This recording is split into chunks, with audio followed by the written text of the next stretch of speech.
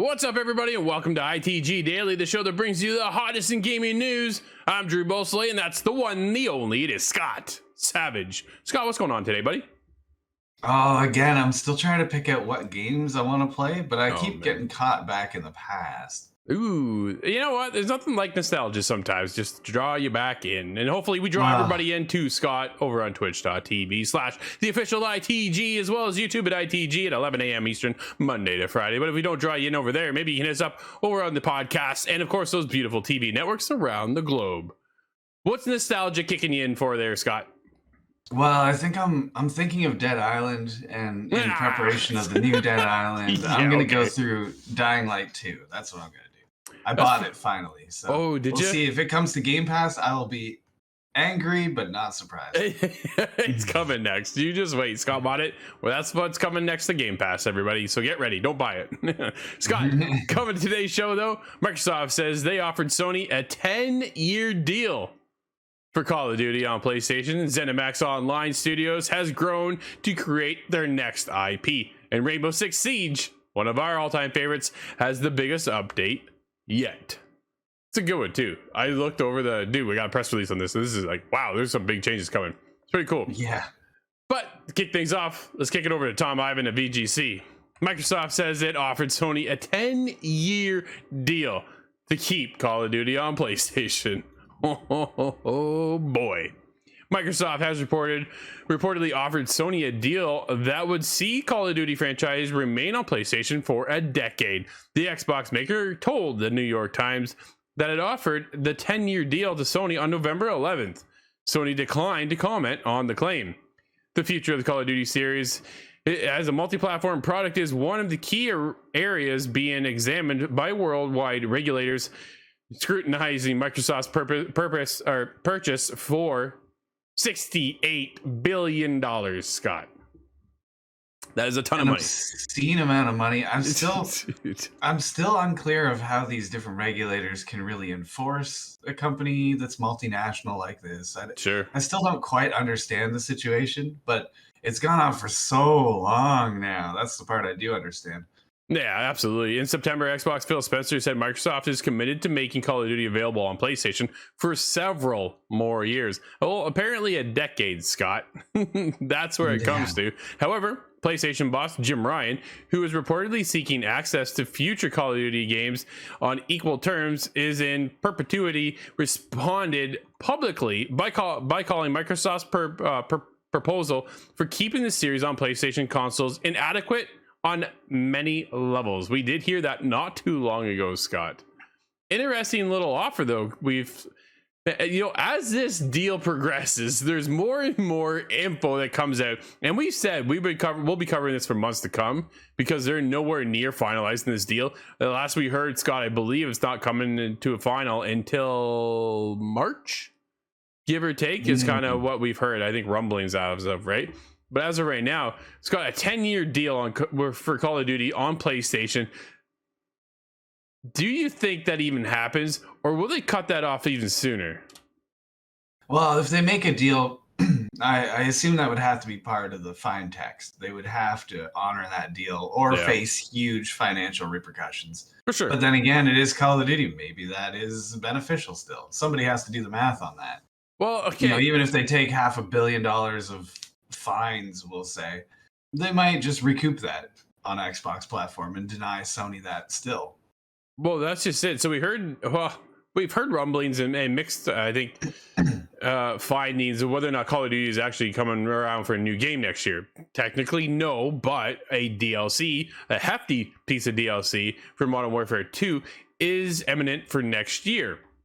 Granted, it's not a brand new game, but we're still getting more content. Now, with Microsoft still having, when we talk about Minecraft, how that is literally like on every platform around the world, wouldn't you want to do the same thing for Call of Duty, Scott, and then have all that money come in from everybody? Because Sony then has to pay for that. When you own Call of Duty as a franchise, they will pay you every time that someone buys it on their platform, which is then obviously I think kind of burns PlayStation a little bit, right? Giving money over to Microsoft, but again, they're making money at the same time. So there's a lot of give and take, but a 10-year deal, though, Scott, 10 years tells me that, we're going to spend this money, and eventually you won't get Call of Duty on PlayStation.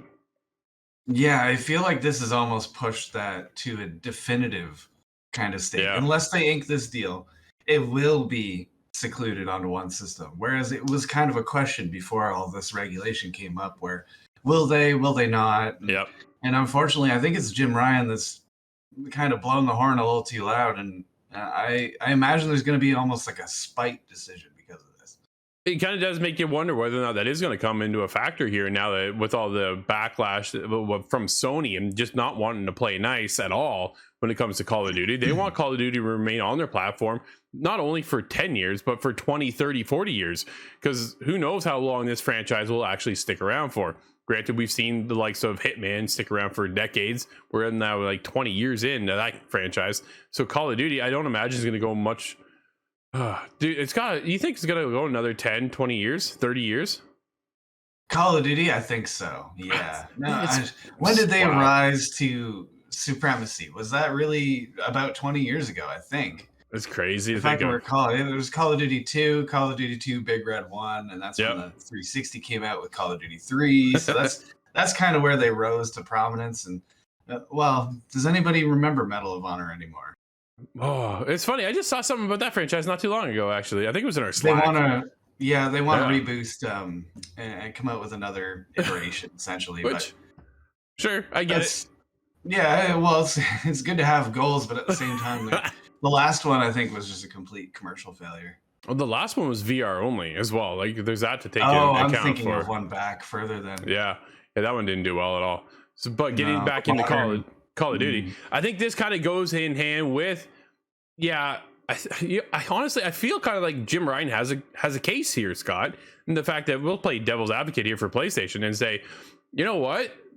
They offered us a 10-year deal. Why? Because they are looking to keep this on the Microsoft platform, the Xbox, obviously. And after a while, we're not going to have access to this. Will Warzone remain 10 years out, 20 years out? Will the Battle Royale genre disappear? Will it still be a hefty swinger in the industry, right? There's a lot of factors. That's something I hadn't thought about. If it does go, this deal goes through, what happens to Warzone? Does it suddenly become unplayable on PlayStation? Because that would be really strange. That seems unfair to me because it's already out. Well, okay, so this is the other side of it too. Do they keep going and go, okay, we'll give you 10 years of single player content for Call of Duty, and then we're going to cap it off. And if you want to play the single player, you can only get it on Xbox, but you can still have Warzone 5, or whatever that looks like in 10 years, or who knows, right? That kind of situation. Well, there's a lot more multiplayer beyond Warzone, though. And that's where the main money-making machine comes from, Call of Duty. Yeah. You look at the achievements. Who's completed the game? Who's beaten it on veteran? Very small amount. Yeah. No, absolutely, right? They say like 0.5% of gamers who play campaigns never finish the story. It's just the way it works. But when it comes to Call of Duty, everybody jumps into the multiplayer. Like that, dude, I'm there. I'm not even a Call of Duty player, right? Well, I'm there for the campaign. Here I am. I'm now in Warzone. It's ridiculous. So it's kind of one of those things that pulls in everybody. And then on top of that, they're now looking to branch into Warzone on the mobile platforms as well. So, dude, it's almost like they're double dipping. And if Microsoft can land this deal, I honestly feel that PlayStation's in a little bit of trouble here. Because, again, if you take a look at when their purchase with Zenimax, you can only get Starfield where? On Xbox. And you probably get the next Skyrim where? Only on Xbox. So I think Jim Ryan does have a case moving forward to go, hey, we're not going to get this for much longer, guys. Like, this isn't going to happen. They are going to eventually keep this. Here's the stats as to why. And they only offered us a 10-year deal. I still think it's fair competition-wise, because if Sony wants to make these deals, wants to buy these companies, they're more than able, I want to believe. I'm sure their company coffers are giant. Yeah, I don't think they have the $68 billion though to compete with Microsoft. Like, I don't think they could have swept in and say, "We'll give you 70." I don't think their pockets are that deep. They have deep pockets, but I'm not sure if you should penalize the success of Microsoft. Really, it seems kind of unfair to cap them.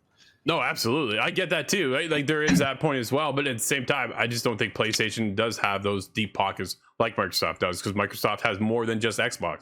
PlayStation does have more than just PlayStation as well. So how do you think Nintendo's looking at this deal? They're like, What is Call of Duty? That's how I think that's how Nintendo's looking at it. Does anybody want to buy Splatoon? Dude, let's keep talking about Xbox though. As Zenimax Online Studios' new Xbox IP is being created by almost 200 developers. This is Samuel over at Windows Central. Here's what you need to know. Zenimax Online Studios, the studio behind Elder Scrolls Online, is currently working on a new IP. According to an interview with Ben Jones, creative director of the game, this new IP has been in development for 4.5 years. Jones noted that that he leads the design team of 50 people and that the game is now being worked on by a team of almost 200 developers, Scott, in total. Brand new IP. That's exciting. What do you think we're getting though? Hard to say really, because ZeniMax has a lot of different studios underneath it, I believe. Is that how it works? ZeniMax is a parent company to Bethesda. Yeah, so this is the team that mostly worked on Elder Scrolls, right? Elder Scrolls Online. So yeah, we're getting something in the same realm.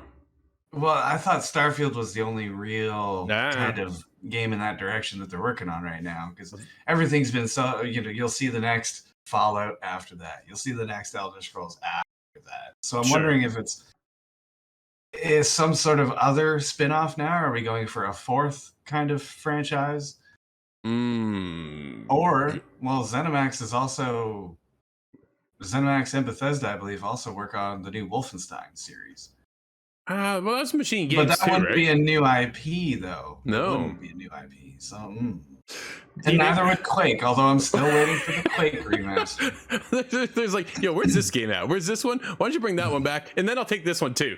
Unreal Tournament. Anybody got one of those working on? Let's see it. That goes way back. That's a good one.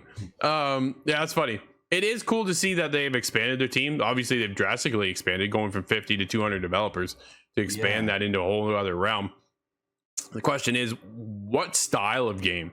Do they do something? If you're bringing in 200 developers, Scott, I don't think you're gonna go in indie size, right? I think you are gonna go for another Skyrim scenario or an Elder Scrolls and make it massive. Do they go once again to the MMO model though, or are they going in a whole other direction? This is where I'm kind of going. Do you stick with what you guys know, or are you gonna branch out and try maybe something a little bit more unique, something a little bit, I shouldn't say more unique, something different than what you're currently used to in that instance, right? Because Elder Scrolls been around forever, and there is such a beloved following in that game and that franchise that you don't want to go away from it, because there is such a huge community. You want to keep that one thriving, keep that one going. But what happens next if you're bringing it into a new IP? Do you get out of that comfort zone, kind of like how we see Playground Games going into Fable, coming off of racing?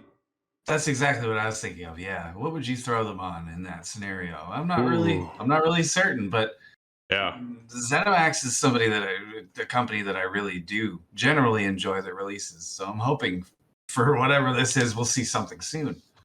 You thinking it's fantasy though? Again, I would think that's a safe bet. Yeah, I think it's something fantasy related. But is it RPG? Is it a shooter in a strange scenario? I can only wonder. That's for sure. Yeah, questions arise. But if it's 4.5 years in, Scott, we're going to be seeing something in the near future as well. Yeah, I would expect to see something. That kind of makes me think the Game Awards are coming up. Will there be a teaser? Any sort of thing? Even a logo flash across the screen?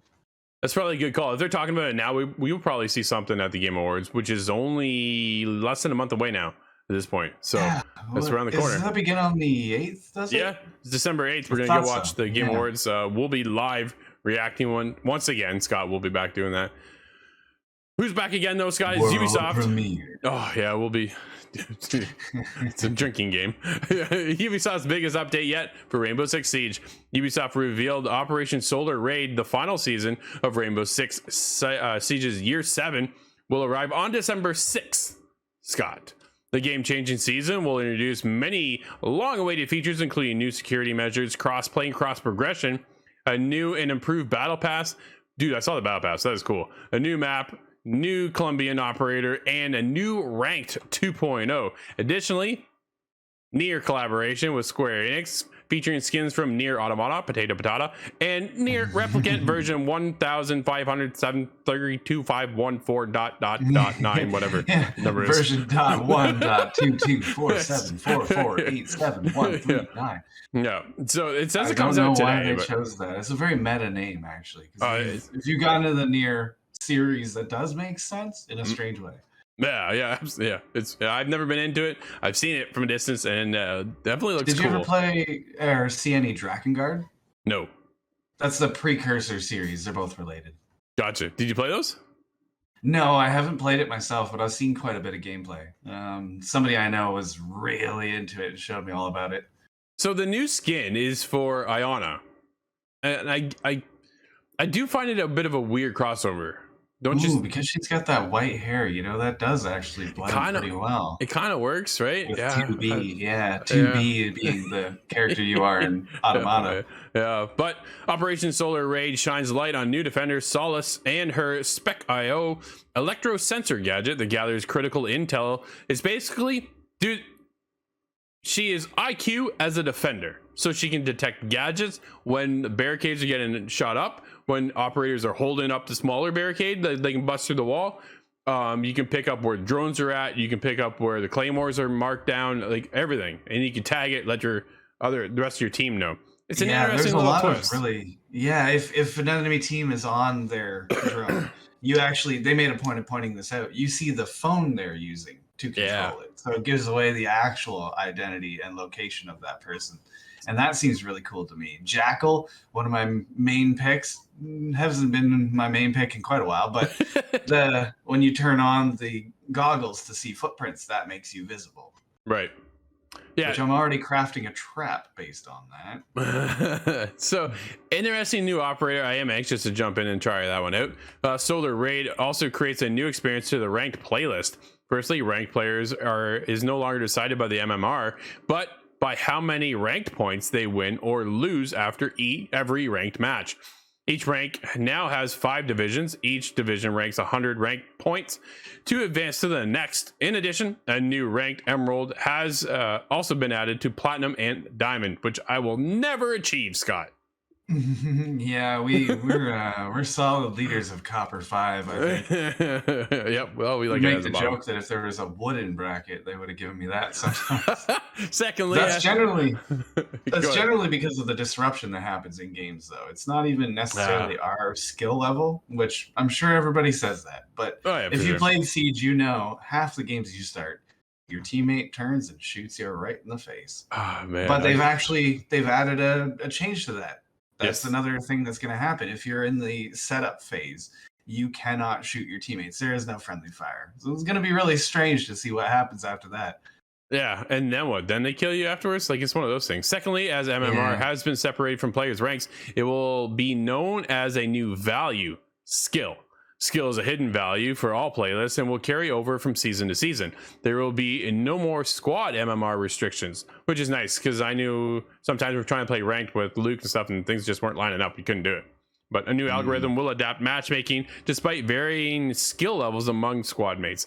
Lastly, Rank's reward system has been revamped. Players will get 1 reward for every ranked division achieved throughout the season, and rewards will be granted at the end of each season. In addition, Year 7 Season 4 brings new exciting updates to Rainbow Six Siege. Cross-play and cross-progression is very cool. Console players will now be able to squad up with friends from other consoles via Ubisoft Connect. Players who... does this include PC, though? Are we about to get please don't. Slapped I thought of that as well. I'm like, oh man, please don't do that. But we play enough on Xbox. I think we'll be fine just to, even if we want, turn it. Well, if that is happening, I'm going to jump in on PC side. I'll be the guy. You'll be the problem. Alongside the new operator Silas, a brand new map, Nighthaven Labs, arrives in the season launch, serving as an extension of Nighthaven's headquarters. The map's open sea, green cliffs, and clear sky invites players to explore its immaculate architecture and technological marvels on display. Dude, it does look like a cool map. You and I were just talking about it off camera. The idea, there's a lot of soft flooring, they said, which again, I really like being fused. If I drop that fuse on a whole team, fusion frenzy, I cannot wait. Yeah, no, it is a ton of fun. I'm looking forward to getting into the new map. I always like getting a new map. Some maps just need to disappear, but that's just more preference than anything else. Yeah, I what's think. the one we always ban now? There's a few of them. Stadium is a popular one. Like everybody bans that, not just us, but everybody. And you're like, okay, that one's gone. Yeah. This season, reputation score display lets players to access their reputation standings during the beta phase, which is coming in Operation Solar Raid. Players won't receive any positive or negative effects based on the standing. The objective is to start with a safe onboarding process that gives everyone a chance to adapt and modify their playstyles and interactions accordingly. I do want to get into the Battle Pass, Scott, because they have completely revamped the Battle Pass. The Battle Pass has evolved from its 2-tier system into one with branching paths. You can now basically go about your own path. If you are a main for like mute, then you can literally just take that path and then circle back. So you can head off in the direction you want first and then circle back to get the rest of them, which is something cool and something yet we have never seen before in the Battle Pass system. And I wonder if other studios are going to pick this up and take it, Scott. Yeah, well, hopefully they do something to change up Battle Pass, because it's been the same for quite a while now. I think, was it Fortnite that kind of set the Battle Pass standard? That would have been 4 or 5 years ago now, but no, it has not changed much since then. No, it hasn't. When I saw this and I was watching the trailer, I was like, yo, that's cool. Like, you now have the option. And of course, if you buy the premium edition, you'll get the operator 2 weeks ahead of time. You'll be able to then breach through certain areas. So you can beeline to certain other aspects of the Battle Pass, which is kind of cool. And you get a 30% boost on the Battle Pass season and all this other little perks and things like that. So yeah, that was pretty cool. They're doing a couple other little friendly fire things. Preparation phase, the ability for Sophia and Capito to switch ammo types for their devices without needing to equip it. A bunch of other changes there, and like we just talked about, the new skin coming to Rainbow Six as well for Iona.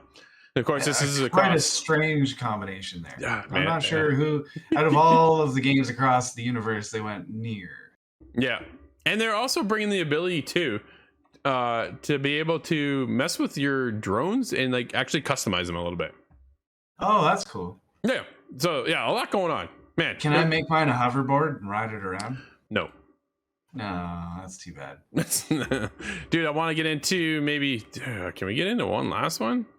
Should we get where you want to go? Let's. Oh, that's a full discussion. I think we're going to carry that one over, Scott. We're going to bounce over to Sea of Thieves. Oh no. I just froze. There we go. I got you. You're back. I'm back, everybody. Major changes are coming to Sea of Thieves and PvP in Season 8. So this comes from Miles over at Windows Central once again. Here's what you need to know. The ongoing Pirate Sandbox is preparing to ship fresh content.